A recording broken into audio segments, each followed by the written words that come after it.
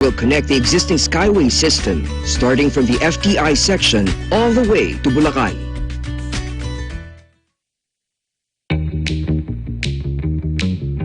Hey, Gretchen Ho here, and I'm a white coffee lover. Creamy kasi, and very yummy. Pero mas masarap kung hindi nakaka-guilty. Check my new discovery, San-May Sugar-Free White Coffee. Puno ng white coffee taste without the sugar, kaya lower calories. Try mo na! San-May Sugar-Free White Coffee. Sarap ng white coffee, now sugar-free.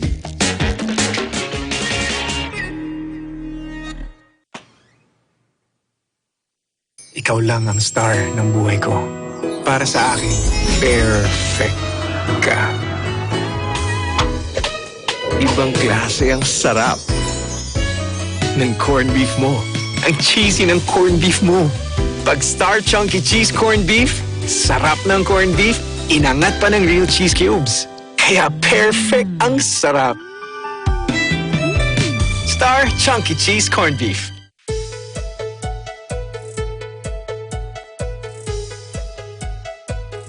Okay, so today we are very excited to start our third installment of E-SKWELA.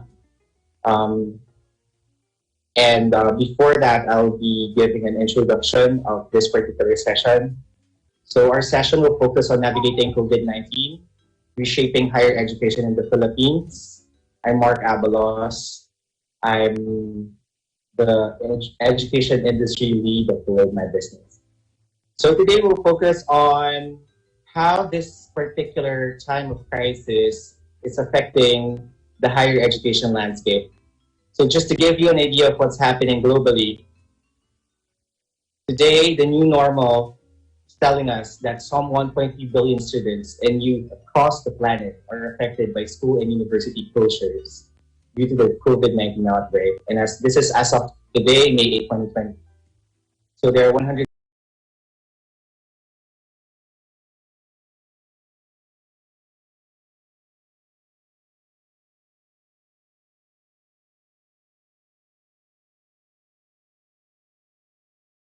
situated in the Philippines. So we have a countrywide school closure affecting 28.4 million learners. Question is, where are we going? Which direction are we headed? It's said that if we do not change the direction we are headed, we will end up where we are going. So let me formally welcome you to E-SKWELA in partnership with the Commission on Higher Education, COCOPEA, and of course the Philippine Association of Colleges and Universities. So to keep the ball rolling, I'd like to start with the first question addressed to our chairman, Popoy De Vera. So what are the plans of the Commission of Higher Education as the governing institution for higher ed? And are there specific mandates? I believe, sir, that you have prepared slides for us. The topic that you assigned me is reshaping higher education in the Philippines. Let me tell you very frankly that it has been a very challenging and difficult experience. So what has CHED been doing? Basically, since March 15, we have been issuing advisories. We have issued 6 advisories from talking about no classes, to FAQs about scholarships being put online, to going after fake news, to discussing what ECQ means, putting up a hotline, asking private universities to please do not collect tuition during these difficult times. And I'd like to thank our PACO and other schools for responding to the appeal. And basically, as much as possible, giving flexibility to universities to respond to what is opening on the ground, or what is happening on the ground. So the response of the Commission was really to give advisories on how differently situated higher education institutions should respond. There have been, and we have been converting this into infographics and adjusting to the new normal, that the communication channels are on social media, and you've got to get your message across.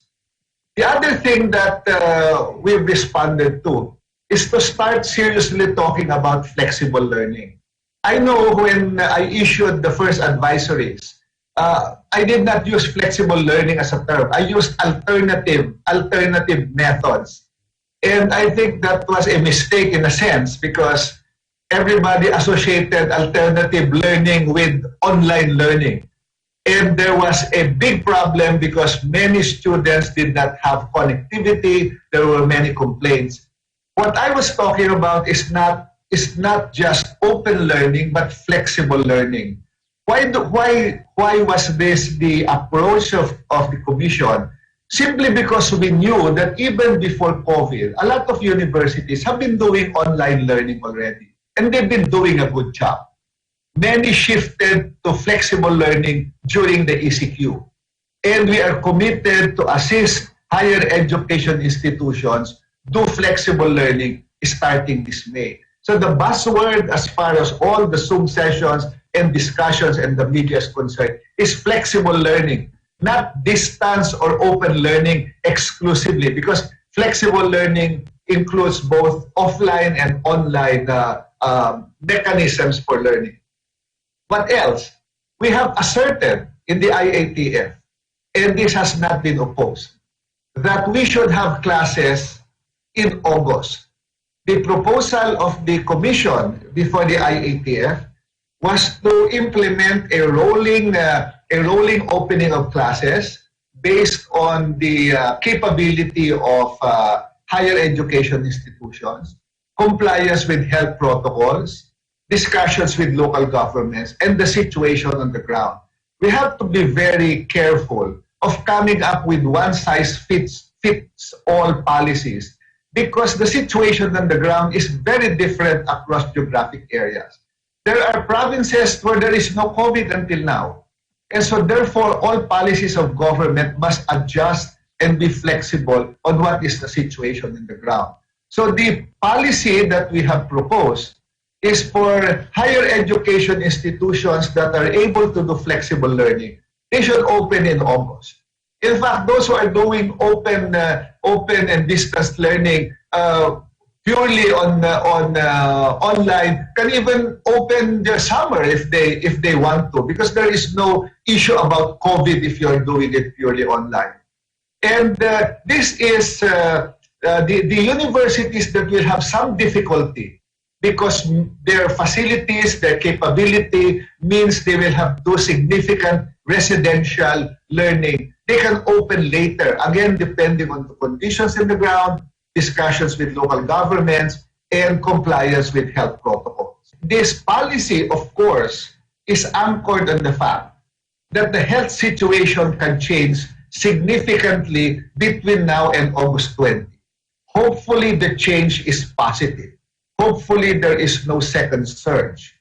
And we are doing this because the situation, the health situation can improve because testing capacity is increasing, additional laboratories are being certified, and more quarantine centers are being established in different parts of the country. What has the Commission been doing all this time? I think I've spent too much time doing Zoom sessions. Actually, I'm busier now than before because I have adopted a policy that anything that the Commission does, all the policies that it makes, must be in consultation with public and private universities. We have not implemented any policy without consultation. And I think our universities can attest to that. We regularly conduct Zoom sessions with public and private universities, and we bring the interest of these universities to IATF.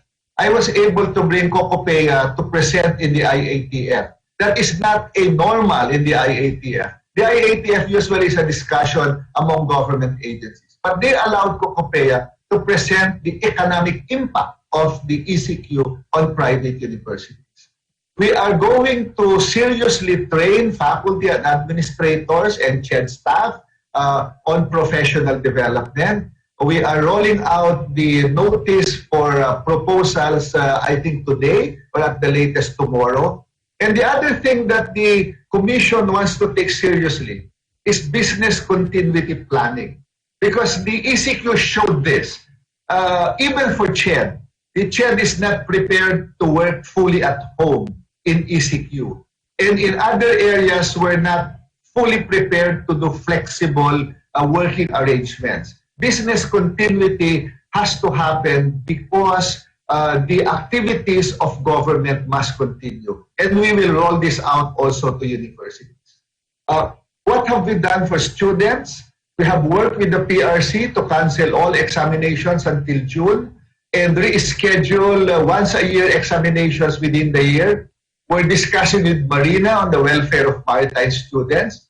We have been able to repatriate or return stranded students. This has been a very, very difficult exercise over the past 2 weeks with the help of the DFA, the Department of Labor, and the Department of Tourism.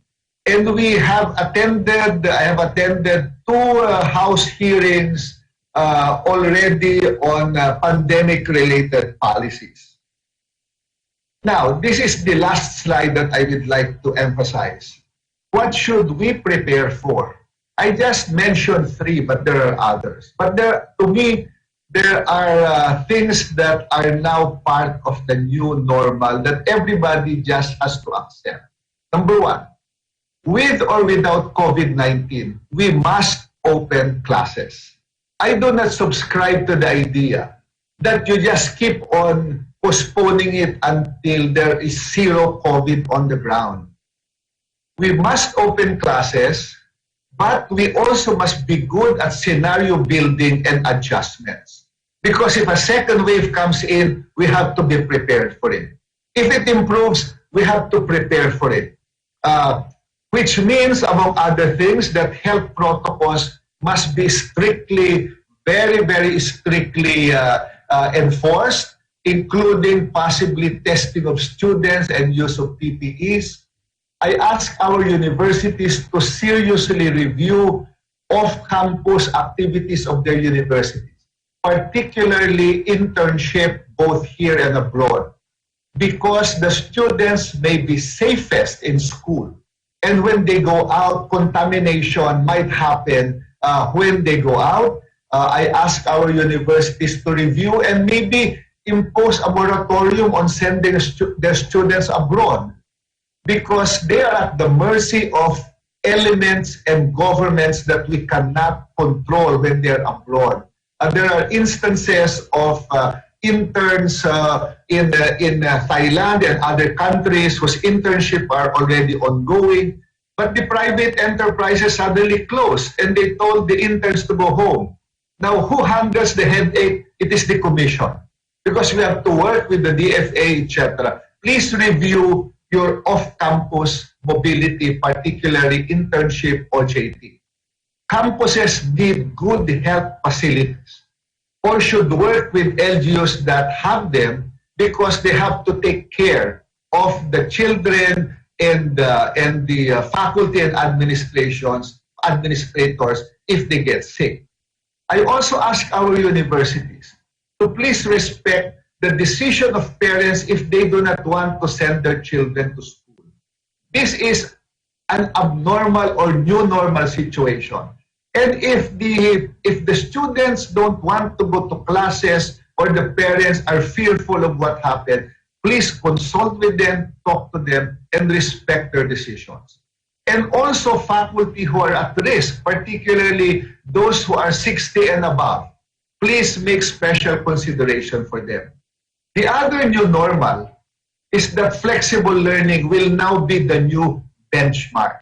There is no going back. I think this is now a fact. But if a vaccine is made available and we can vaccinate all students, we can be flexible maybe next year and be more flexible in doing more residential than off-campus. So flexible is not just going one way. It is going both ways, back and forth. Of course, we need to resolve the digital divide. But to me, insisting that connectivity is a prerequisite for flexible learning is a wrong way to go. The reality is we must adjust to the available connectivity and be imaginative and innovative. Clearly, faculty must now reconsider how they teach. The usual classroom setting has to change now. And the higher education institutions must accept that some ways of teaching no longer make sense. Because in our current pedagogy and teaching, we measure achievement, we measure competence by examinations. We have to transition from exam-based system to project or task-based system. We cannot do the usual examination type approach anymore. And the question that everybody has to grapple with for faculty members, for students, for administrators is, how will students be evaluated and graded under the new normal? This is a challenge that I don't have an answer. I hope our universities will start talking about it. And finally, there's going to be a looming enrollment crisis that we all have to accept. Thank you very much for the opportunity for allowing me to give a presentation. Thank you. Eagle Broadcasting Corporation and Globe My Business present Open for Business. Our next speaker will talk about policies in connection to what the chairperson of the Commission of Higher Education said and presented. Attorney Joseph Noel Estrada, Attorney ERA, can you give us a commentary in terms of our policies and some legal point of view in this particular time? What could be changing? What could be the next steps in terms of making sure that mandates are there and that plans are crafted or that laws are crafted, things like that. Okay, good morning, Mark, and magandang umaga sa lahat ng kasama natin ngayon. My view is, of course, on the legal perspective, coming from a legal perspective. Our Constitution is replete with education policies and principles that enable our educational institutions to thrive in any condition and that it can withstand any form of challenges. Constitutional mandate of academic freedom of institutions of higher learning and the reasonable regulation of all educational institutions are dynamic concepts that enable our educational institutions to explore, adapt, and migrate to delivery modes of education that are attuned to the time. Academic freedom, particularly the freedom to determine on academic grounds how education shall be taught, finds relevance on how schools adjust post-ECQ. Of course, it also includes our academic freedom to determine on academic grounds who to admit. And included in that freedom in determining who may be admitted in our schools, of course, includes the grades. And this is relevant in the issue of mass promotion. We often hear that. But as enunciated by the Supreme Court in an old case, the San Sebastian College versus Torres case, the Supreme Court said that the passing or failing a student is an academic judgment or discretion of educational institutions exclusively, and not even courts of law and administrative bodies may review or inquire. The only limitation to this discretion is equity and substantial justice.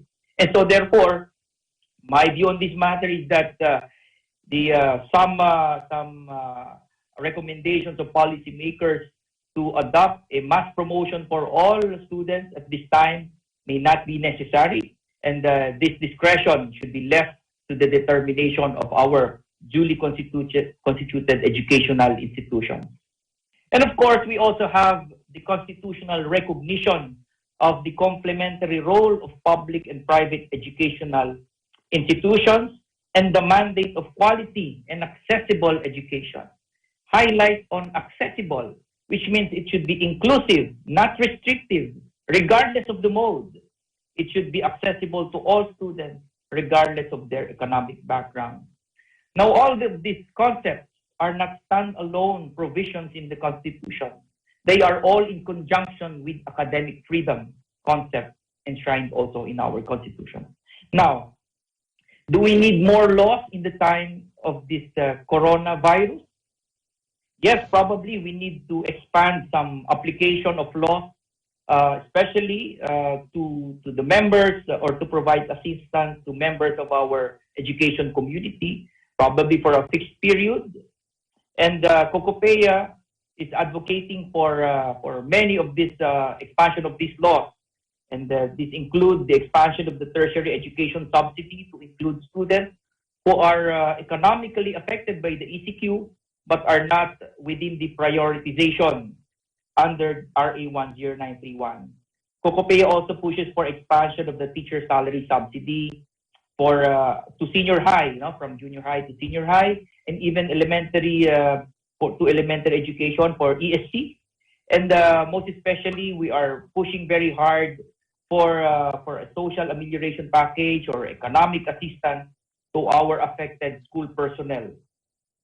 But looking forward post-ECQ, it would be inevitable for our government to adjust regulations to allow educational institutions to move towards the new normal without the unnecessary regulatory and administrative barriers. You see, prior to the corona outbreak, offering online classes, open and distance education is a matter of privilege granted only to those who are qualified based on existing regulations.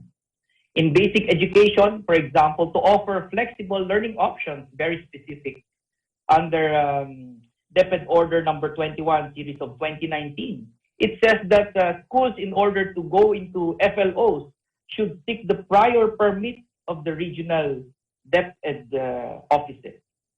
You see, all of these regulations must now be adjusted. We cannot refer to these old regulations. It is the guidelines that should adjust to the time, not the other way around. Of course, I'd like to commend the Commission on Higher Education in issuing the advisories relevant to this, in making the policies more inclusive, and that it has paved the way for review of these CHED memorandum orders that are relevant to offering flexible learning options. Prior to COVID-19, flexible learning options are viewed as alternative modes of delivery and to a certain extent, a privilege. We may have reached the time when flexible learning is the formal and traditional mode and face-to-face is the alternative.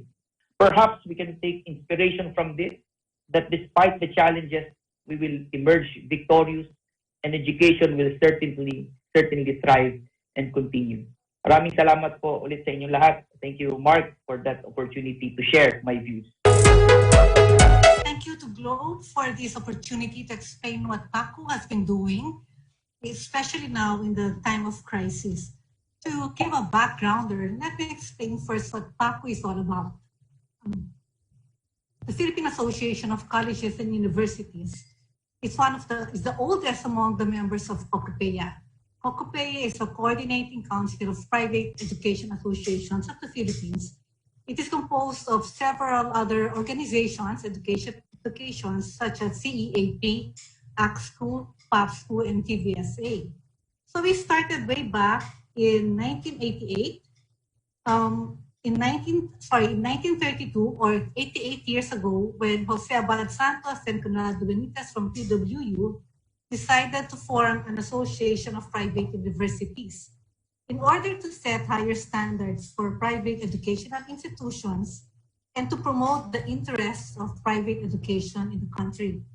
Part of our advocacies is to advocate for quality education of Filipino citizens, to cooperate and collaborate with policymakers, to collaborate with government institutions as evidenced by constant communication, and to help our member schools attain quality education through benchmarking activities and marketing. So what are the initiatives that we have done? So like what Chair Popeye earlier said, nobody was ready for this crisis. No one was totally prepared. We have to learn on the ground. It's not also a leisurely walk. It's actually like a team relay. in a marathon. So we have to make sure that we're ready and we're prepared. So what did we do in PACU? So number one, communication is crucial. We made sure that the members, the PACU board would have frequent and regular Monday meetings. So far, we have conducted about 7 weekly meetings with the trustees to update our members on current issues and our course of action. We made sure to cascade all our meeting notes so that everyone is updated with regards to shared solutions and answers to what we could do in the current scenario. We did this through frequent emails and notices, which included the latest government advisories, CHED, DepEd memos, DOH guidelines, IATF, SSS, DOLA memos. We also made sure that we only release verified notices coming from original sources. And then, during our meetings, we talked about shared solutions and experiences. We have discussed how to address academic concerns, such as how do we close the semester, how do we extend the term, and assessment of learning. What was good about this whole scenario was the universities started to share and their fears, their experiences, including the possible solutions on what we can do. There's not a single solution to all the issues. And in respect of academic freedom of all the institutions, there are different scenarios or solutions that we are suggesting, but it's really up to the school. For example, in closing the term, we could either close, based on our discussions, we talked about computing class standing, we talked about giving assessments, or we talked about providing special projects just so we close, so that we could close the term. And then we also shared our thoughts on how to deliver education to our students depending on their digital connectivity. We discussed options on flexible learning. We discussed purely online, distance learning, asynchronous and synchronous deliveries. Part of our concerns also is how do we address the salaries of our staff? It was a big concern considering a number of our schools still had tuition balances and collectibles from students which we did not collect, because we understood the situation of the parents of the academic community.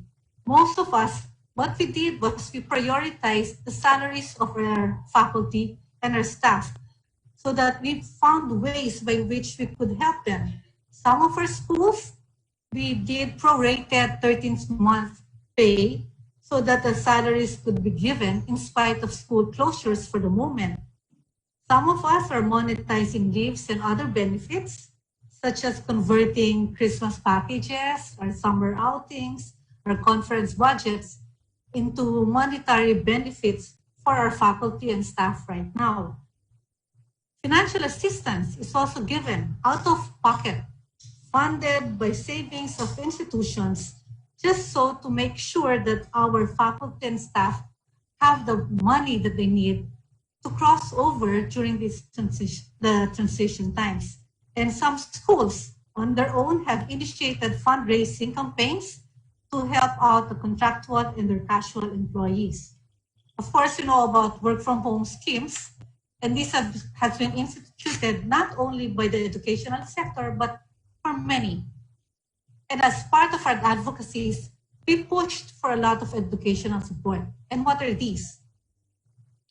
Together with COCOPEA, and we are glad that our chair for the Commission on Higher Education has been very supportive of all the initiatives coming from the private sector. So we asked them, we asked the government, and we requested for support for our students. We called for the immediate release of the 16 billion tertiary education subsidy for school year 2019 and 2020. We asked for broadening of the eligibility of student financial assistance to cover students in the private schools with liquidity problems as a result of the situation that are currently not covered by the Listahanan 2.0 program. So instead of just limiting to the prioritization, we ask that it includes many and most of our students who are probably victims right now of the situation. We also sought for the increase of the available funding allocation for student loans under RA 10931 for the universal access to quality tertiary education. As part of our policies, we noticed and we asked for the government to provide a social amelioration package for our teachers and staff because apparently we were overlooked.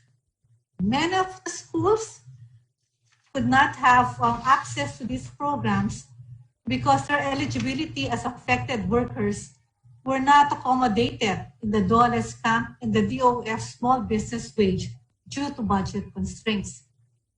We also asked for help through COCOPEA for representation in the IAATF through CHED, and this has been very positively addressed by our chairman, Popoy de Vera. Most of all, we asked for support in education as we pursued preparing for the continuity of school operations. We are offering summer classes. Some schools are offering summer classes so that we could try out the hybrid models of learning delivery and continuity of learning through distance open education. Many have begun their digital transformation by using LMS, learning management systems, that can track progress of individual students. Our main issue right now is we're asking for help because connectivity is partly or fully part of our plans so that we could lay out a successful online or flexible learning modalities. Right now, we're closely working with several telecommunication companies to provide lower discounted rates through a student connectivity subsidy to include prepaid data plans and internet kits, or give special discounts to all existing prepaid internet subscriptions for faculties and students for the next school year and perhaps up to the next school year. We're asking maybe it could be a good idea to provide some sort of a special internet discount similar to what we have for the senior citizens. What do we see as the future of Philippine higher education?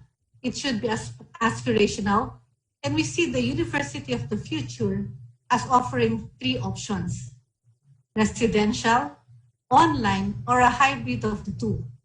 We hope that an enriched experience is possible if digital infrastructure will ramp up and connectivity issues are resolved.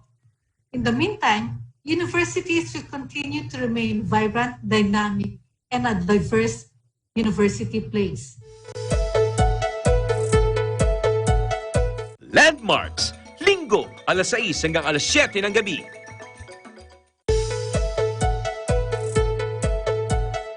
So I'd like to understand, or would like to understand better what is the next big thing in terms of online learning or online distance learning or flexible learning.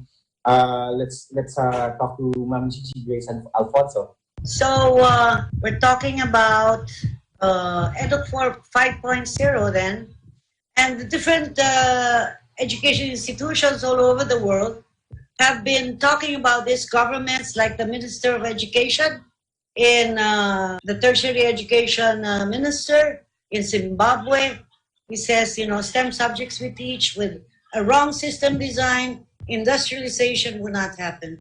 So it's all about problem solving for value creation. Even Japan, reforming education, going to in support of Society 5.0. So also, even in Pakistan, I was just there, and the president of their country was talking like an academic, but was talking about technologies and innovations in education. Same is true for Malaysia. So they want to bring into the classroom all of the augmented reality, etc., and so on, to have simulations in the classroom. So here you have Web 5.0, the Industrial Revolution 5.0, and Edu 5.0. So it's really technology-mediated, technology-enhanced teaching and learning. And these concepts put together are what was called disruptions in all those conversations. But now, with the COVID-19, we're talking about these same concepts as being used for continuity of education. So now we're all engaged in a reflexive mode, and we're intently reviewing how we will develop curriculum design, course design, use and production of content and resources, and then coming up with delivery modes and assessment. But we realize as we touch delivery mode, we cannot help but also touch the other elements. It's we have to do some adjustment as well in all these areas. So the appreciation of the paradigm shift, it depends on the HEI's resources and the administrators' commitment, teachers, students, parents, and the other stakeholders to come up with various models of what I call now as convertible, flexible teaching and learning systems. Kanina nga sabi ni Sir Popoy, it's really going there, coming forward, and so on, and adjusting. This is all for continuity of education. Now let's go to details. The ODL framework is actually when teachers and students are separated. And the course packages, we come up with course packages for pickup or delivered to their homes. What is inside that course package? This is actually, you have the course description, you have the objectives, you have the course outline, course requirements, manner of assessment, the schedule, it's either by weeks or by topics, and with a matching due date, so it's very important to have clear deadlines, and these are modular. But you can give it as you go on or as a whole package. In my courses that I teach, I give them all, and they would, so that they can design their pace. So the course resources are also part of the package. It can be textbooks, readers. When you say readers, selected articles and chapters and books put together, bound together, and journal articles, laboratory kits, etc. And technology. The technology used is print, radio, television, lectures, and demo videos, and audio tapes, and then USB for storage, assessment, proctored exams, learning and testing centers where they will come and they are proctored in taking the exams. These are that's the traditional ODL. And then you have the this is what is very important in ODL, is the preparation of the course materials. So you have to have a quality circle.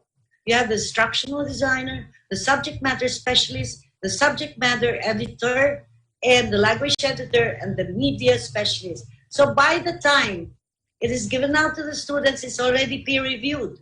And so you have the faculty in charge, and you have the tutor. The faculty in charge puts this together, and then the tutor will facilitate teaching and learning. However, in my courses that I teach, I'm the faculty in charge, and also I'm the tutor. So when we talk about the openness in higher education and looking at this, we talk of technology mediated, which means that fully online with an LMS going through the internet, and the technology enhanced education, which is the same. It's learner-centered, flexible, distributed, blended, and also flipped classroom, which means technology enhanced. But both technology mediated and technology enhanced would be concerned about connectivity, interactivity, ubiquity, and digital literacy, orality, and visuality.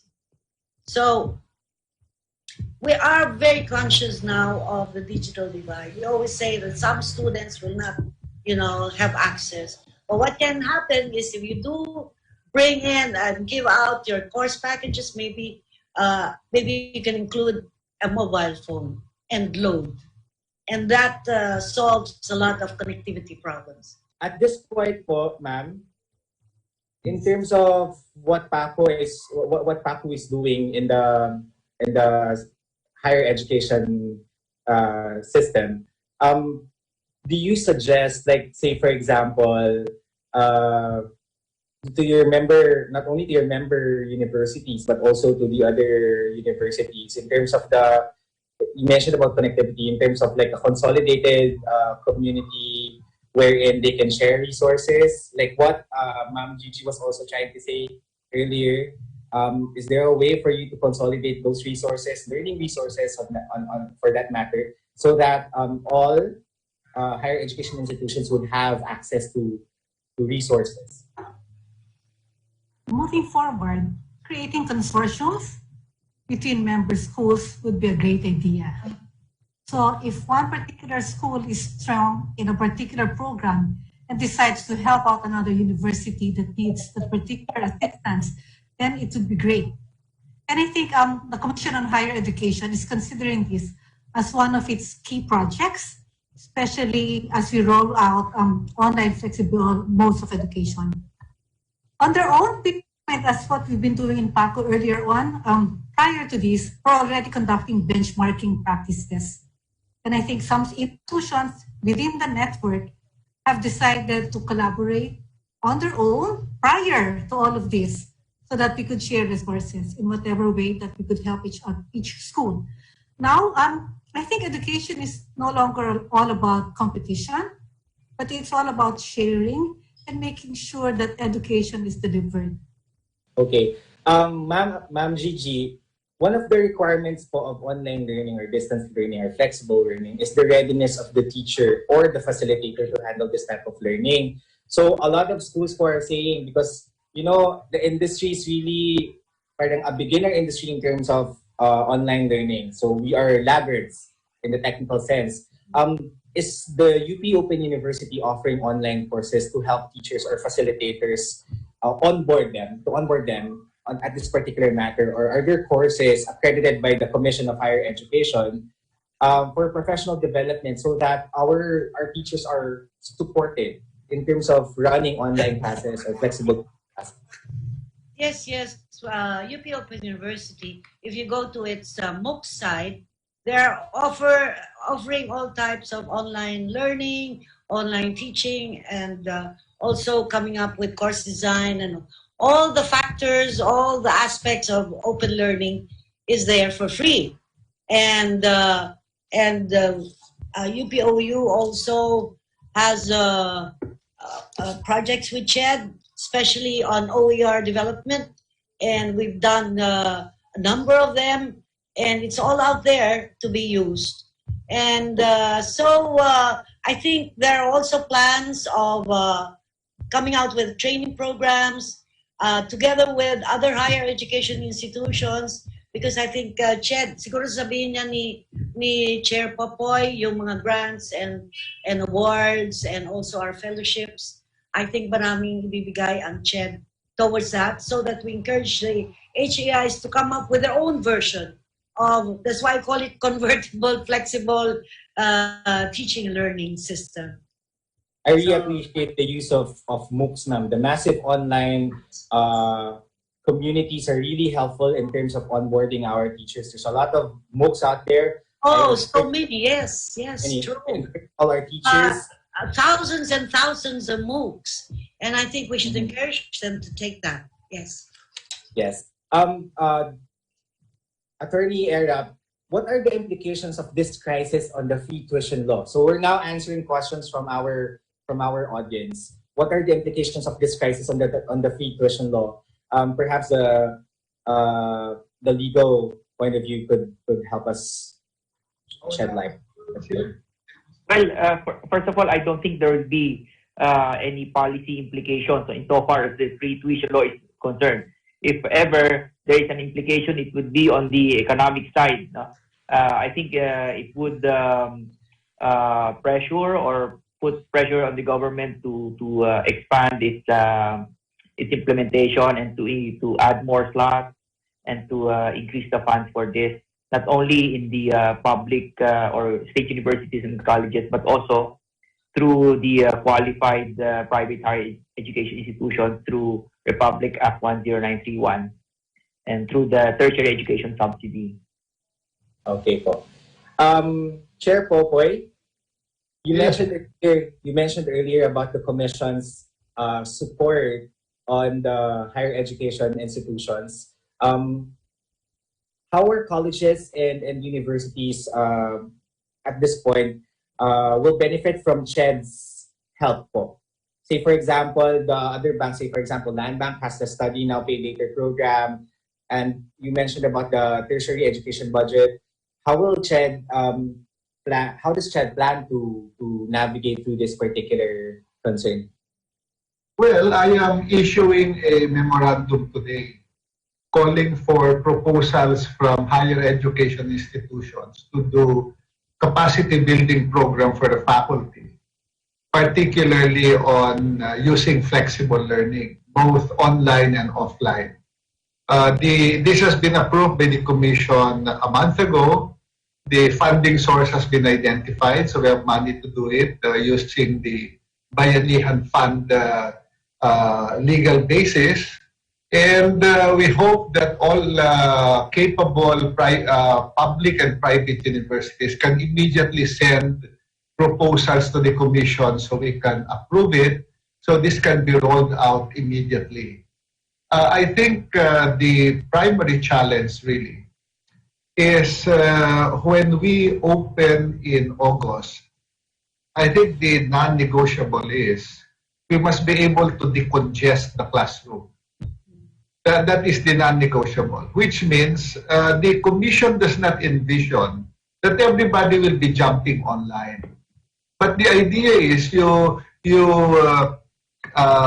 would you call that? You open up so that there will be fewer students who will be in the classroom, so social distancing can be implemented, so the proper health requirements can be implemented. And the key is, how do you now change your syllabus? How do you now change your curriculum so that you can have students going in and out, offline and online, residential and non-residential? This is the challenge for higher education institutions as they plan for the opening of classes.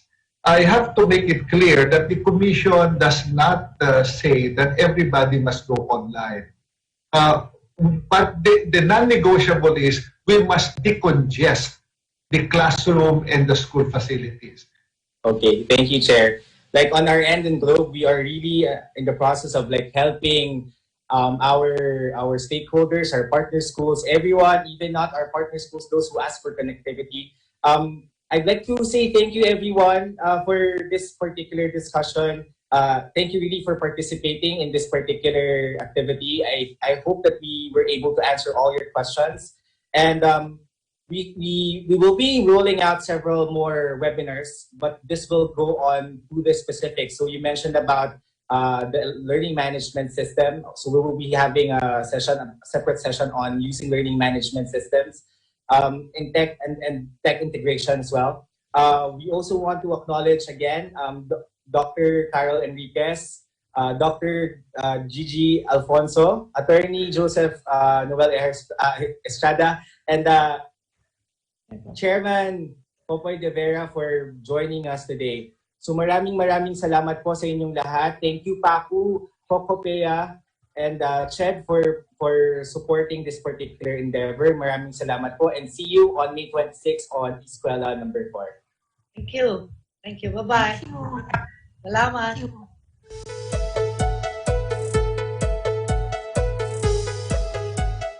Iba't iba man ang pinanggalingan, iisa lang ang pinangahawakan. Ang pangarap na makilala sa kanilang larangan. Mas titindi pa ang performances ng ating mga TNG aspirants dito lang sa pinakabago at pinakamalaking talent competition ng Philippine Television. Ito ang...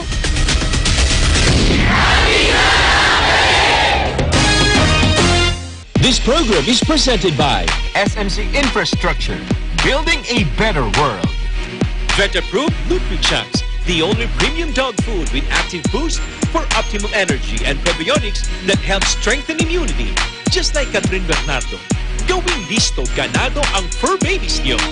Listo ganado sa Nutrichunks. Sanmig sugar-free white coffee. Puno ng white coffee taste without the sugar, kaya lower calories. Try mo na! Sanmig sugar-free white coffee. Sarap ng white coffee, now sugar-free. Magnolia Chicken Templados. Delicious, ready to cook and freshly marinated daily. Pure Foods Luncheon Meat. Pure sarap for every family. Star Chunky Cheese Corned Beef. Ang cheesy ng corned beef mo. Walang duda. Kids can tell na #1 ang Pure Foods Tender Juicy. Ang tender, ang juicy, ang sarap. Co-presented by Hubert, expert in air conditioning and electromechanical. Also engaged in structural, electrical, fire protection, plumbing, and sanitary services. Hubert, your ultimate NEPs and air conditioning solutions. New San Jose Builders Incorporated. Unlad Incorporated International. Fight against global poverty. Canric Corporation, your ventilation and air conditioning specialist. Vita Herbs Philippines Green Coffee. Masarap, mabango, at healthy pa. Puerto Rico Resort and Convention Center, Capiao, Nueva Ecija. I love Puerto Rico.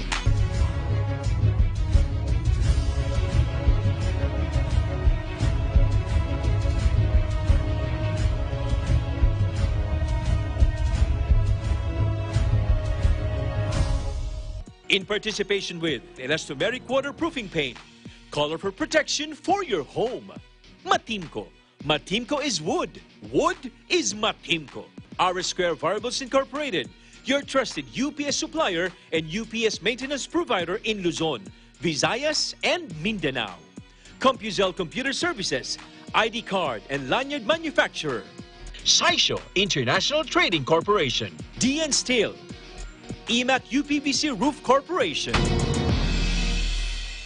Listo at ganado ang baby ko sa vet-approved Nutri-Chunks. With active boost and prebiotics na pampalisto.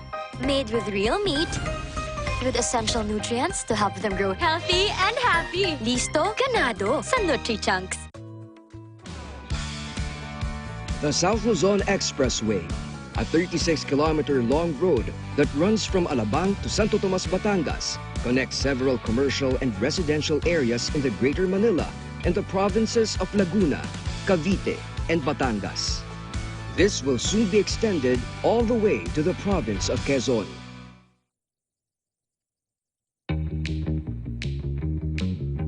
Hey, Gretchen Ho here, and I'm a white coffee lover. Creamy kasi, and very yummy. Pero mas masarap kung hindi nakaka-guilty. Check my new discovery, San-Made Sugar-Free White Coffee. Puno ng white coffee taste without the sugar, kaya lower calories. Try mo na! San-Made Sugar-Free White Coffee. Sarap ng white coffee, now sugar-free. Bakit natin ipinagluluto ang mga mahal natin? We want them to feel special. Some meaty luncheon meat that we serve. If your pure intentions had a taste, it would taste like Pure Foods. Pure sarap, Pure Foods luncheon meat.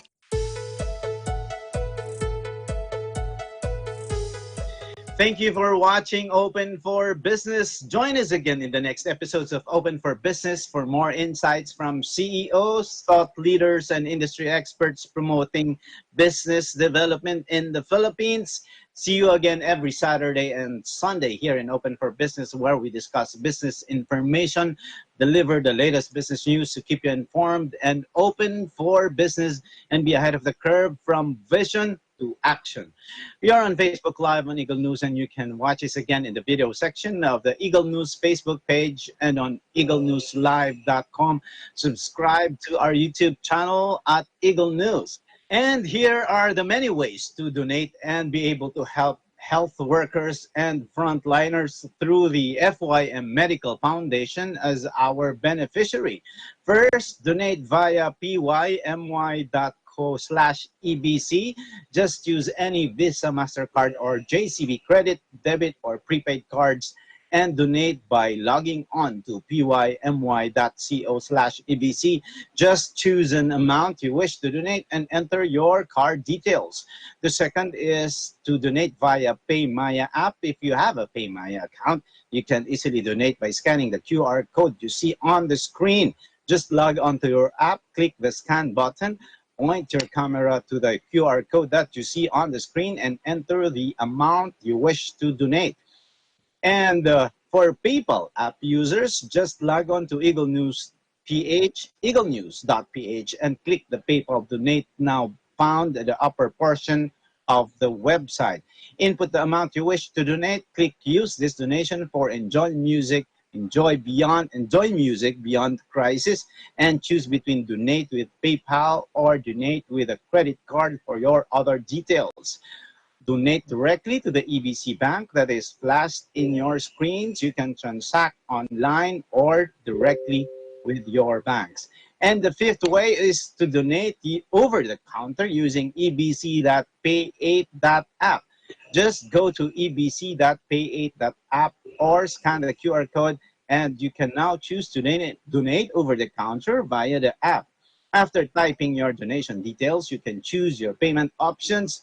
Over-the-counter payments like Palawan Express, LBC, EasyPay, and Cebuana Liwilier. You can also pay through credit and debit cards and mobile e-wallets using the ebc.pay8.app. Wherever you are in the world, you can easily help those affected by the COVID-19 pandemic, even while at home, through our beneficiary FYM Medical Foundation.